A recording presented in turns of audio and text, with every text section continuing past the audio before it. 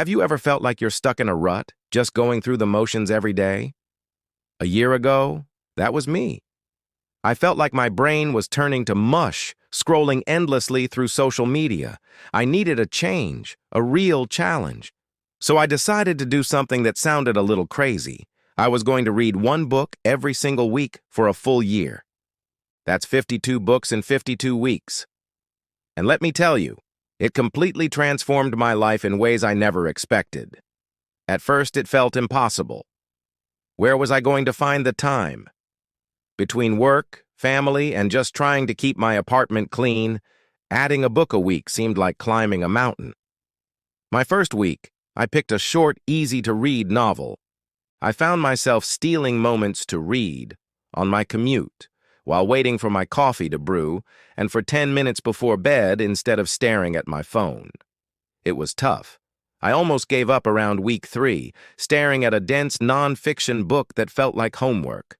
I was falling behind schedule, and the pressure was mounting. I thought, this is ridiculous. Why am I even doing this?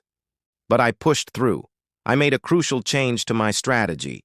Instead of forcing myself to read books I thought I should read, I started picking books I was genuinely excited about.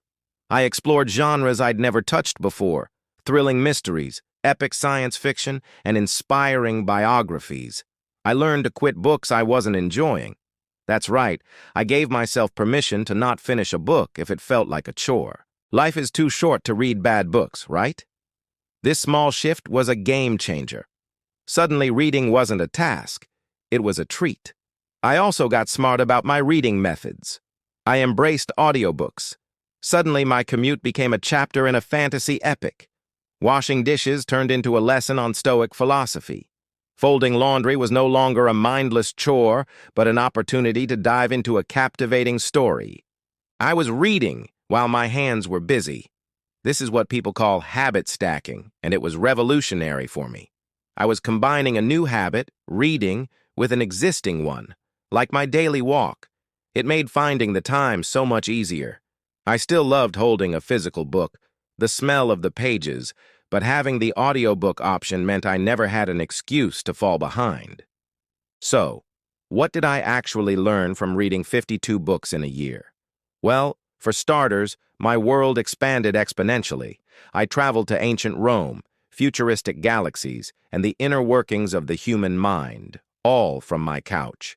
I learned about building better habits from James Clear's Atomic Habits, which ironically helped me stick to my reading goal. I was so moved by the resilience of the human spirit in Man's Search for Meaning by Viktor Frankl. It gave me a profound sense of perspective on my own small, daily struggles. It felt like I was having conversations with the greatest minds in history. Each book was a new mentor.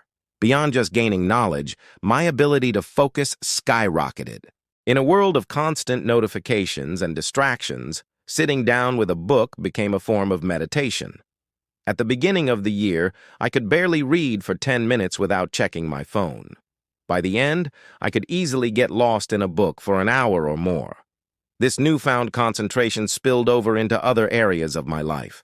I was more present in conversations, more focused at work, and more engaged with my hobbies. It was like I was retraining my brain to appreciate depth over a constant stream of shallow information. My creativity also got a massive boost. Reading stories, especially fiction, is like exercise for your imagination. I was constantly being exposed to new ideas, different ways of thinking, and unique narrative structures. I found myself coming up with more creative solutions to problems at work. I even started journaling more, inspired by the eloquent prose I was reading. It was like my own internal monologue became richer and more articulate. I started connecting dots between seemingly unrelated topics, a skill that is incredibly valuable in today's world. For example, a concept I read about in a science fiction novel might spark an idea for a project at my job. My brain felt alive and buzzing with new connections. Perhaps the most surprising benefit was the improvement in my empathy. When you read a good novel, you step into someone else's shoes. You experience their joys, their heartbreaks, their challenges. I read from the perspectives of people from different cultures, time periods, and walks of life. I lived 100 different lives this past year. This made me more understanding and compassionate in my daily interactions. It is hard to be judgmental of someone when you've walked a mile in a character's shoes who shares a similar struggle. It broke down my own biases and opened my heart in a way I hadn't anticipated. So, you might be thinking, this sounds great, but is it realistic for me? Absolutely. You don't have to start with 52 books a year. Start with 1 book a month. The key is to just start. Find a book that genuinely excites you, not one you feel obligated to read. Go to a library or a bookstore and just browse. See what catches your eye. Join a book club or find a reading buddy to keep you accountable. The goal isn't to hit a specific number, it's to build a lifelong habit of learning and exploration. This journey wasn't about bragging rights or hitting a quota, it was about reclaiming my time and my mind. It was about choosing curiosity over consumption.